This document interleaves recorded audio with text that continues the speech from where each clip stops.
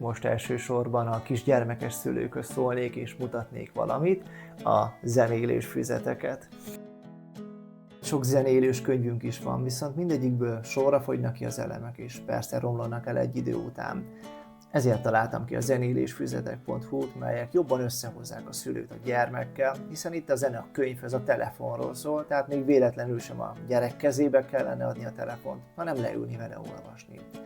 Maestro macska színre lép, frakk és pálca, mi jöhet még? Vezényel itt minden hangot, cicás módra, nahogy hangzott. Bum, csendül Az első karakter Maestro macska, a híres karmester, aki nem meglepően a klasszikus zene világába kalauzel el minket. De nem akárhogy, nem a megszokott unalmas módon, hanem játékosan, viccesen, de mégis tanulságosan. A zeneszerzőket is például állati karakterek útján mutatjuk be, megőrizve az eredeti tulajdonságaikat.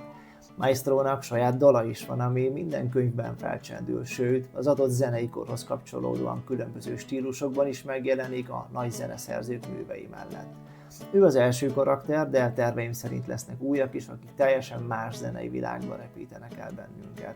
A füzetek már elérhetők a hézi.hu webáruházban, amihez linket a leírásban találtok. Próbáljátok ki, vegyetek akárcsak egyet, vagy kedvezményes csomagban az összeset is megtaláljátok.